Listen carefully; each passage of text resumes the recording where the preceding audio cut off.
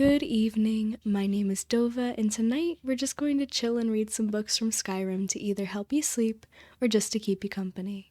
I'm so glad you're here, and I want you to know that you are safe here. Brief content warning: some books in this video contain depictions of graphic and/or depressing events, or other things that might be disturbing to some listeners. Now, let's get to reading. We're going to start with something a little more on the funny side before we get into the more relaxing books, so bear with me through this one. Alduin is Real, and He Ent Akatosh, by Thramgar Ironhead, Proud Nord. As my da used to say, Imperials are idiots. That is why I'm writing this book. I ain't never wrote a book before, and I do not reckon to write one again. But sometimes a man must do what a man must do. And what I must do is set the record straight about the god called Akatosh and the dragon called Alduin. They ain't the same thing, no matter what them Imperials might say, or how they might wish it to be so. My da was never one for the gods, but my ma was. She worshipped all the divines, and taught me lots of things, so I know a thing or two about Akatosh, just as much as any Imperial. I know he was the first of all gods to take shape in the beginning place, and I know he has the shape of a dragon. My da even told me the story of Martin Septim, and the things what happened when the gates to oblivion opened. Septim turned into the spirit of Akatosh and killed Mehrunes Dagon. Now I don't know about you, but any dragon that fights the Prince of Destruction is okay by me. Now I hope you understand the problem. Akatosh is good. Everyone from Nord to Imperial knows that. But Alduin, he ain't good. He's the opposite of good. That Alduin is evil through and through. So you see, Akatosh and Alduin can't be one and the same. Growing up as a lad in Skyrim, I heard all the stories, told to me by my da, who was told by his da, who was told by his da, and so on. And one of these stories was about Alduin. But see, he was not Akatosh. He was another dragon, and a real one at that. Akatosh is some kind of spirit dragon, I think, when he bothers to be a dragon at all, and not a god living in some kind of god place like Oblivion. But Alduin is a real dragon, with flesh and teeth and a mean streak longer than the White River. And there was a time when Alduin tried to rule over all of Skyrim with his other dragons. In the end, it took some mighty strong heroes to finally kill Alduin and be done with his whole sorry story. So I got to ask, does that sound like Akatosh to you? No, friend. No, it do not. And so I, Thramgar Ironhead, do firmly say, with the utmost conviction, that Alduin is real, and he ain't Akatosh. The end. From now on, the books will be much more calm and actually intended to help you sleep. I just really wanted to read that first one. Lost Legends of Skyrim, by Talsgar the Elder, Archivist of Winterhold. The history of Skyrim is vast, predating even the most ancient records of man and Myr. Much has been lost, fallen to the ravages of war or the turning of the ages. But nothing is ever truly forgotten. Where no records exist, legends and folk tales offer us a key to the past, a way to piece together truths half remembered in the minds of men. For generations, the people of Morthal have told whispered tales of the Pale Lady, a ghostly woman who wanders the northern marshes, forever seeking her lost daughter. Some say she steals children who wander astray, others that her sobbing wail strikes dead all those who hear it. But behind these tales may lie a kernel of truth, for ancient records speak of Omriel, a mysterious figure Ysgramor's heirs battled for decades, and finally sealed away. Reachmen tell the story of Phelan Red Eagle, an ancient king who rallied his people and drove back the armies of Cyrodiil with a flaming sword. Though accounts vary, they too seem to be based on an underlying truth. The imperial chronicles of Empress Hestra mention a rebel leader of that era who was eventually cornered and slain in battle, at the cost of a full legion of men. But some tales prove far harder to analyze. Among scholars, perhaps the best known is the forbidden legend of the Archmage Galder. In the dawning days of the First Era, the story goes, there lived a powerful wizard by the name of Galder. Wise and just, he was well known in the courts of King Harold and the Jarls of Skyrim, and his aid and counsel were sought by men and Myr alike. And then, he was murdered. Some say one of his sons killed him, others that King Harold, jealous of his power, gave the order.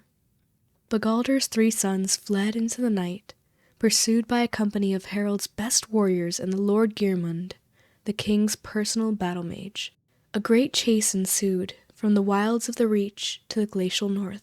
One brother is said to have perished in the ruins of Folgunther, at the foot of Solitude. The others were run to ground soon thereafter. And once it was done, King Harold ordered every record of their murders destroyed, and Galdr's name and deeds were struck from the rolls of history. Even today, few sources remain, and no bard will tell the tale. But perhaps the truth yet remains in some ancient ruin, waiting to be unearthed, for nothing is ever truly forgotten. Rising Threat, Volume 1, by Lathanil of Sunhold.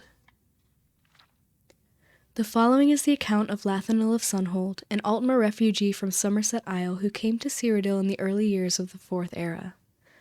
According to Lathanil, he did not flee the aftermath of the Oblivion crisis in Somerset. Rather, he fled the darkening shadow of the Thalmor upon my beloved homeland. Lathanil had a very intense presence, to put it politely, and some of his accusations of Thalmor involvement border on madness. This may be why his fervent warnings and outspoken criticisms of the Thalmor and the Aldmeri Dominion went unheeded, but history has at least partially vindicated Lathanil's claims. Praxis Erratuum, Imperial Historian. I was barely more than a child when the great anguish fell upon us. The very air was torn asunder, leaving gaping, infected wounds that spewed Daedra from the bowels of oblivion. Many flocked to the shores, seeking escape from Dagon's murderous host. But the seas betrayed our people, raising up to smash our ships and ports, leaving us to fates so vile and wicked that death would seem a mercy. The Crystal Tower stood as our last bastion of hope, in both the literal and figurative sense. Refugees filled the Crystal Tower until it could hold no more.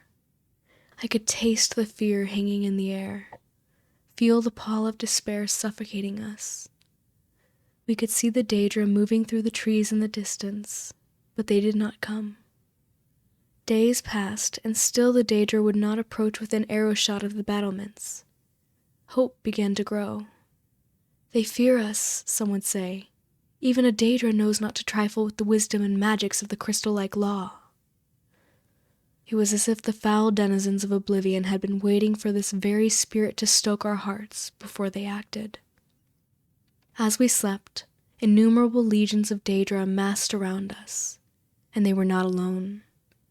Hundreds of Altmer prisoners were gathered with them. As dawn broke, we were awoken by their screams as Daedra began to flail them and flay them. We watched in abject horror as our kinfolk were defiled completely, carved up and eaten alive, impaled on their depraved war machines, and worried apart as meals for their profane beasts. This bloodletting was only a prelude to whet their appetites. Once the Daedra finished with our kinfolk, they turned their eyes to the Crystal Tower. Our great and noble bastion proved as much of an impediment as a mighty oak to a landslide, standing tall for but a few moments, appearing almost able to ride the tide of destruction around it, but ultimately being swept away. Our exalted wizards decimated the fiends, roasting them by the dozens. Archers were finding the narrowest of chinks in their Daedric armor at over 100 paces, felling their captains and commanders. The might and skillfulness of our heroic defenders was astonishing to behold, but it was not enough. The Daedra clambered over the corpses of their cohort. They marched headlong into death and destruction that would make the mightiest armies in all of Tamriel quake with fear. When they breached the walls, I fled along with the other cowards. I take no pride in that act. It has haunted my existence ever since, and I burn with shame to admit it. But it is truth. We fled in mindless panic, abandoning those stalwart Altmer who held the line against the onslaught, to preserve and defend our illustrious Crystal Tower. We raced through cleverly concealed passageways and emerged well away from the chaos that had descended upon the tower. That is when it happened. It started like a gust rustling through the leaves of a dense forest, but the sound did not taper off. It rose into a roar as the very ground on which I stood began to shudder. I turned to look, and the world held its breath. I stood transfixed as the heart of my homeland was torn as if from my own breast. The unthinkable, the incomprehensible, the tower of crystal-like law cast to the ground, with all the dignity of a beggar meeting an ironclad fist. An eternity I watched, trying to reconcile what I knew with what I saw. Sobs racked my chest, and weeping filled the air around me as the spell loosened its hold, and I realized where I was. There were scores of other refugees mesmerized by the horror that had likewise ensorcelled me. Go, I croaked out as my heart, the heart of my land, shattered. No one moved, not even me.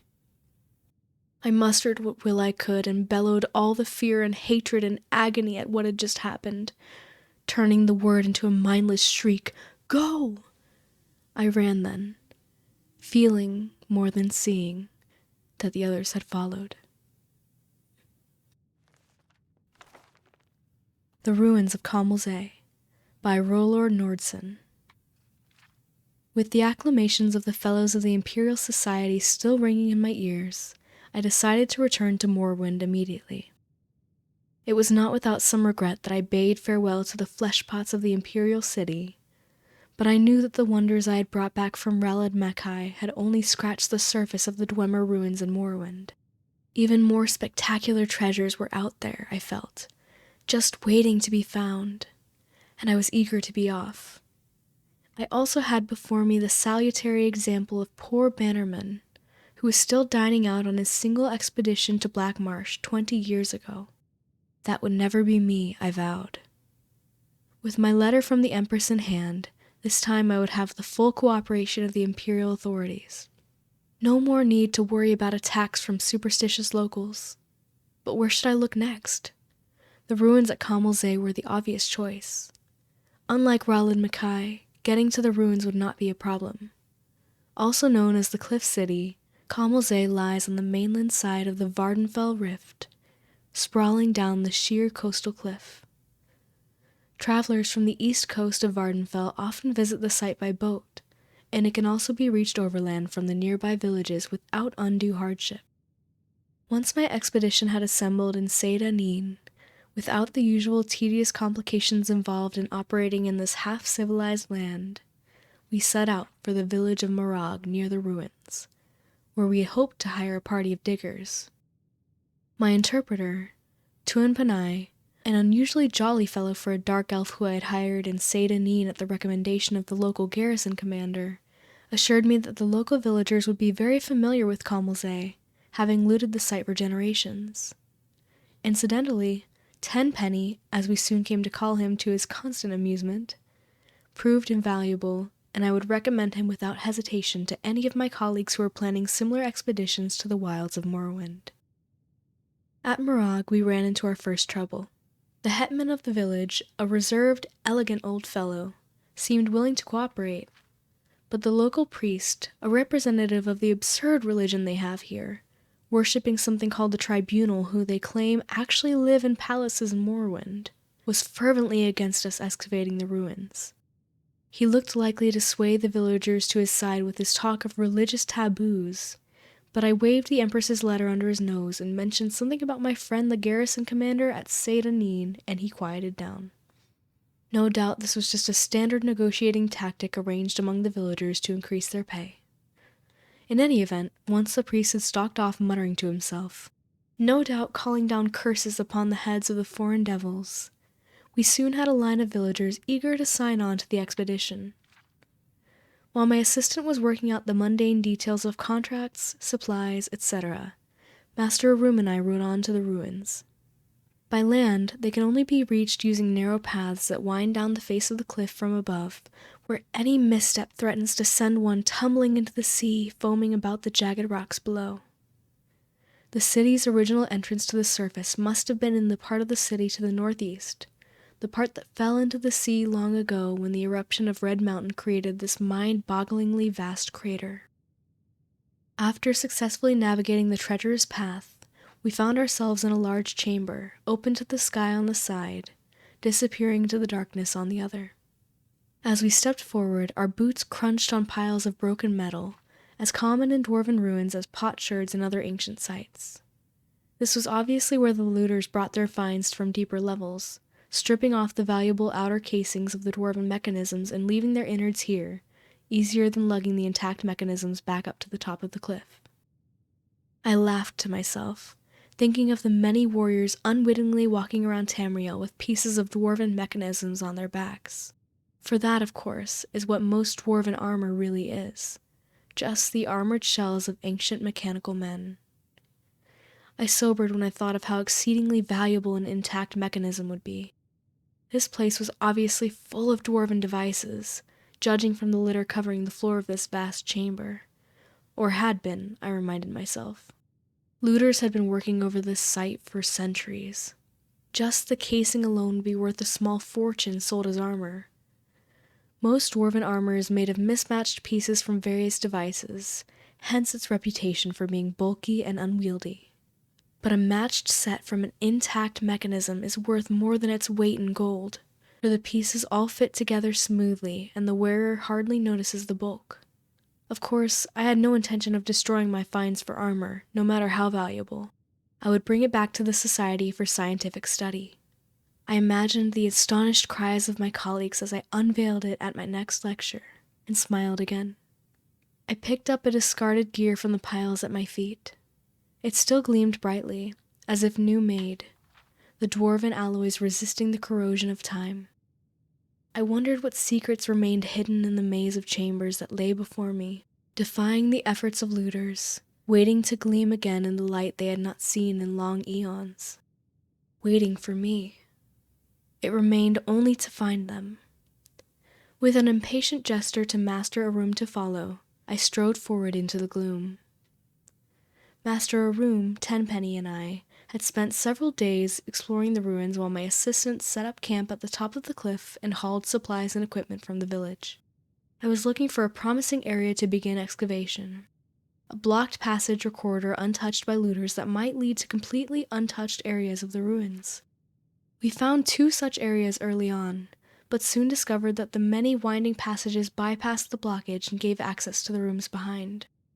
Nevertheless, even these outer areas, for the most part stripped clean of artifacts by generations of looters, were full of interest to the professional archaeologist.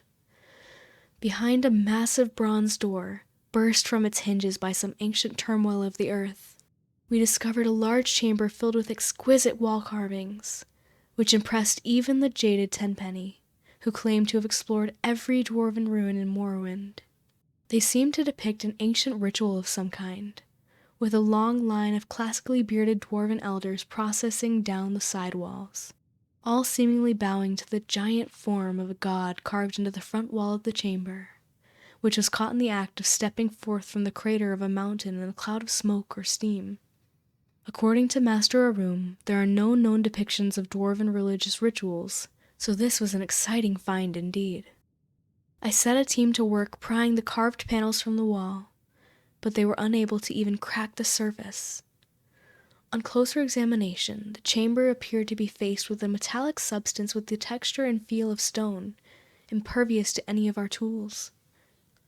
I considered having Master Arum try his blasting magic on the walls, but decided that the risk of destroying the carvings was too great. Much as I would have preferred to bring them back to the Imperial City, I had to settle for taking rubbings of the carvings. If my colleagues in the Society showed enough interest, I was sure a specialist could be found, perhaps a master alchemist, who could find a way to safely remove the panels. I found another curious room at the top of a long, winding stair, barely passable due to the fall of rubble from the roof. At the top of the stair was a domed chamber with a large ruined mechanism at its center. Painted constellations were still visible in some places on the surface of the dome. Master Arum and I agreed that this must have been some kind of observatory, and the mechanism was therefore the remains of a dwarven telescope. To remove it from ruins down the narrow stairway would require its complete disassembly, which fact no doubt had preserved it from the attention of looters, so I decided to leave it in place for the time being. The existence of this observatory suggested, however, that this room had once been above the surface. Closer examination of the structure revealed that this was indeed a building, not an excavated chamber. The only other doorways from the room were completely blocked, and careful measurements from the top of the cliff to the entry room and then to the observatory revealed that we were still more than 250 feet below the present ground level, a sobering reminder of the forgotten fury of Red Mountain. This discovery led us to focus our attentions downward. Since we now knew approximately where the ancient surface lay, we could rule out many of the higher blocked passages. One wide passage, impressively flanked with carven pillars, particularly drew my interest. It ended in a massive rockfall, but we could see where looters had begun and then abandoned a tunnel through this debris. With my team of diggers and Master Arum's Majory to assist, I believed we could succeed where our predecessors had failed. I therefore set my team of dark elves to work on clearing the passage, relieved finally to be beginning the real exploration of Kemelze. Soon, I hoped, my boots would be stirring up dust that had lain undisturbed since the dawn of time. With this exciting prospect before me, I may have driven my diggers a bit too hard. Tenpenny reported that they were beginning to grumble about the long days, and that some were talking of quitting. Knowing from experience that nothing puts heart back into these dark elves like a taste of the lash, I had the ringleaders whipped and the rest confined to the ruins until they had finished clearing the passageway. Thanks Stendar for my foresight in requisitioning a few legionnaires from Seda Neen. They were sullen at first, but with the promise of an extra day's wages when they broke through, they soon set to work with a will. While these measures may sound harsh to my readers back in the comforts of civilization, let me assure you that there is no other way to get these people to stick to a task. The blockage was much worse than I had first thought, and in the end it took almost 2 weeks to clear the passage. The diggers were as excited as I was when their picks finally broke through the far end into emptiness, and we shared a round of the local liquor together, a foul concoction in truth, to show that all was forgiven. I could hardly restrain my eagerness as they enlarged the hole to allow entry into the chamber beyond. Would the passage lead to entire new levels of the ancient city, filled with artifacts left by the vanished dwarves? Or would it be only a dead end, some side passage leading nowhere? My excitement grew as I slid through the hole and crouched for a moment in the darkness beyond. From the echoing sounds of the stones rattling beneath my feet, I was in a large room, perhaps very large. I stood up carefully and unhooded my lantern. As the light flooded the chamber, I looked around in astonishment. Here were wonders beyond even my wildest dreams. As the light from my lamp filled the chamber beyond the rockfall, I looked around in astonishment. Everywhere was the warm glitter of dwarven alloys. I had found an untouched section of the ancient city. My heart pounding with excitement, I looked around me. The room was vast, the roof soaring up into the darkness beyond the reach of my lamp, the far end lost in shadows with only a tantalizing glimmer hinting at the treasures not yet revealed. Along each wall stood rows of mechanical men, intact except for one oddity. Their heads had been ritually removed and placed on the floor at their feet. This could mean only one thing. I had discovered the tomb of a great dwarven noble, maybe even a king. Burials of this type had been discovered before, most famously by Ransom's expedition to Hammerfell, but no completely intact tomb had ever been found. Until now. But if this was truly a royal burial, where was the tomb? I stepped forward gingerly, the rows of headless bodies standing silently as they had for eons, their disembodied eyes seeming to watch me as I passed. I had heard wild tales of the curse of the dwarves, but had always laughed it off as superstition. But now, breathing the same air as the mysterious builders of this city, which had lain undisturbed since the cataclysm that spelled their doom, I felt a twinge of fear. There was some power here, I felt, something malevolent that resented my presence. I stopped for a moment and listened. All was silent. Except, it seemed I heard a faint hiss, regular as breathing. I fought down a sudden surge of panic. I was unarmed, not thinking of danger in my haste to explore past the blocked passage. Sweat dripped down my face as I scanned the gloom for any movement. The room was warm, I suddenly noticed, much warmer than the rest of the labyrinth thus far. My excitement returned. Could I have found a section of the city still connected to a functioning steam grid? Pipes ran along the walls as in all sections of the city. I walked over and placed my hand on one. It was hot, almost too hot to touch. Now I saw that in places where the ancient piping had corroded, small jets of steam were escaping, the sound I had heard. I laughed at my own credulity. I now advanced quickly to the far end of the room, giving a cheerful salute to the ranks of mechanical soldiers who had appeared so menacing only moments before. I smiled with triumph as the light swept back the darkness of centuries to reveal the giant effigy of a dwarven king standing on a raised dais, his metal hand clutching his rod of office. This was the prize indeed. I circled the dais slowly, admiring the craftsmanship of the ancient dwarves. The golden king stood 20 feet tall under a freestanding domed cupola, his long upswept beard jutting forward proudly as his glittering metal eyes seemed to follow me. But my superstitious mood had passed, and I gazed benevolently on the old dwarven king. My king, as I had already begun to think of him. I stepped onto the dais to get a better look at the sculpted armor. Suddenly, the eyes of the figure opened, and it raised a mailed fist to strike. I leaped to one side as the golden arm came crashing down, striking sparks from the steps where I had stood a moment before. With a hiss of steam and the whir of gears, the giant figure stepped ponderously out from under its canopy and strode toward me with frightening speed, its eyes tracking me as I scrambled backward. I dodged behind a pillar as the fist whistled down again. I had dropped my lantern in the confusion, and now I crept into the darkness outside of the pool of light, hoping to slip between the headless mechanisms and thus escape back to the safety of the passageway. Where had the monster gone? You would think that a 20-foot golden kind would be hard to miss, but he was nowhere to be seen.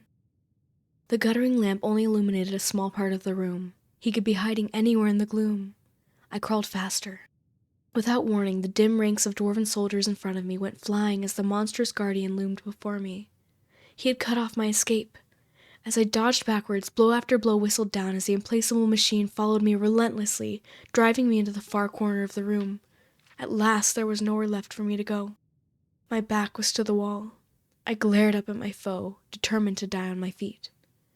The huge fists lifted for one final blow. The room blazed with sudden light. Bolts of purple energy crackled across the metal carapace of the dwarven monster, and it halted, half turning to meet this new threat. Master Arum had come. I was about to raise a cheer when the giant figure turned back to me, unharmed by the lightning bolt hurled by Master Arum, determined to destroy this first intruder. I shouted out, "Steam! Steam!" as the giant raised his fist to crush me into the floor. There was a hiss and a gust of bitter cold, and I looked up. The monster was now covered with a shell of ice, frozen in the very moment of dispatching me. Master Arum had understood. I leaned against the wall with relief. The ice cracked above me. The giant golden king stood before me, the shell of ice falling away, his head swiveling toward me in triumph. Was there no stopping this dwarven monstrosity? But then the light faded from his eyes, and his arms dropped to his sides. The magical frost had worked, cooling its steam-driven energy. As Master Arum and the diggers crowded around me, congratulating me on my narrow escape, my thoughts drifted. I imagined my return to the Imperial City, and I knew that this would be my greatest triumph yet. How could I possibly top this find? Perhaps it was time to move on. Recovering the fabled Eye of Argonia, now that would be a coup. I smiled to myself, reveling in the glory of the moment, but already planning my next adventure. The end. Thank you for joining me here. If you'd like me to make more of these types of videos in the future, you can support me by leaving a like or comment on this video. Have a great night. I'll see you in the next one.